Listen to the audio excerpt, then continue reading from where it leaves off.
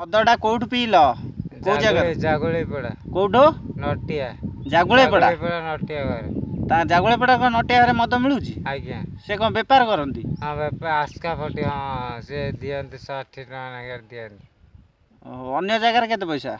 70 ଟଙ୍କା ନାଖେ। ସେଠି କମ ପଇସାରେ ବି ଦଉଛନ୍ତି? ନା ଏଇଠି କମ, ଜାଗୁଳି ପଡ଼ାରେ କମ ପଇସା ଦଉଛନ୍ତି। ଓହୋ, କାରଣ କଣ? ମୁଁ ତ ଜାଣିନି ଆଜ୍ଞା, ମୁଁ ତ ସେଇଠୁ ଲେଡିଜ ଆଉ କଣ କଣ ସୁବିଧା ରଖିଛନ୍ତି ତମ ପାଇଁ? ନା ନା ଆଜ୍ଞା, ସୁବିଧା କଣ, ମୋର ଫିନାଇଲ ହେବାର ମୁଁ ପାଖ ହୁଏ, ମୁଁ ଆସିକି ଏଠି ଗୋଟେ ଜିନିଷ ହଉଛି। ଆପଣଙ୍କ ଘର? ଆମର ହଉଛି ବାଲିକଣ। ବାଲିକଣରୁ ଏ ଜାଗା ଆସୁଛନ୍ତି ପିଇବା ପାଇଁ? ବାଲିକଣ ହାଫ୍ କିଲୋମିଟର ହବ ସେଇଠି। ଆଉ କଣ ଏଠି ଆସିବାର କାରଣ କଣ? କମ ପଇସା, ଶସ୍ତାରେ 10 ଟଙ୍କା କମ ଆଉ।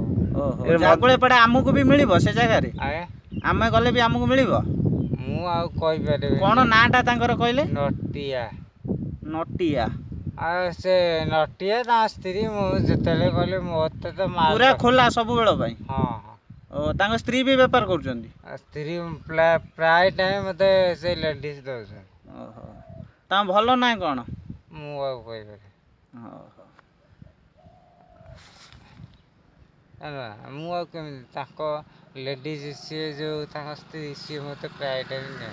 ଆଚ୍ଛା ଆଚ୍ଛା, ମୋ କଥା ଜାଗୁଳି ପଡ଼ାରେ ସବୁବେଳେ ସଫିସିଏଣ୍ଟ ମାଲ୍ ମିଳୁଛି? ସଫିସିଏଣ୍ଟ। ଏବେ କ'ଣ 70 ନେଉଛି, ଆଗରୁ 50, 60, 70 ଏବେ ନେଉଛି।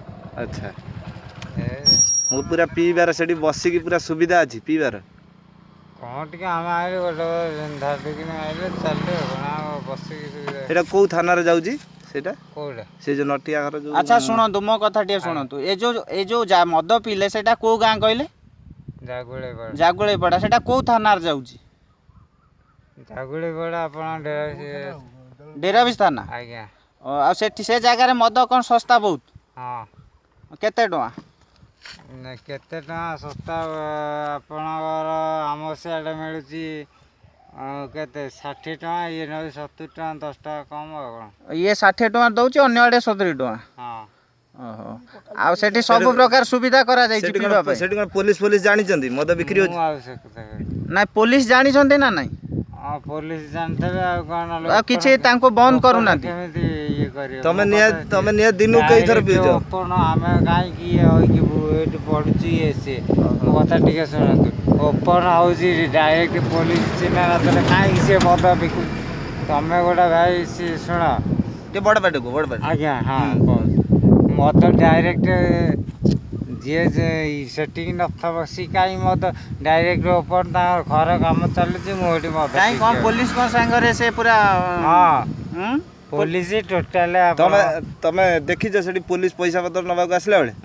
ସେଇଟା ପୋଲିସ ଓପନ ଡାଇରେକ୍ଟ, ପୁରା ପୋଲିସ ଚିହ୍ନା ନଥିଲେ ସିଏ ମୁଁ ଡାଇରେକ୍ଟ କଥା, ମୋତେ ଓଲଟା ସିଧା, ମୁଁ ଆଇଛି, ମୁଁ କହୁଛି ଗୋଟେ କଷ୍ଟମର, ସିଏ ମୋତେ କହିବ ପିଇ ତ ପିଇ, ନହେଲେ ଯା ଭାଗ। ଆଚ୍ଛା ଆଚ୍ଛା, କୋଉ ସାହସରେ ଏମିତି କହୁଛନ୍ତି? କାରଣ ସେଇଟା ହେଉଛି ପୋଲିସ।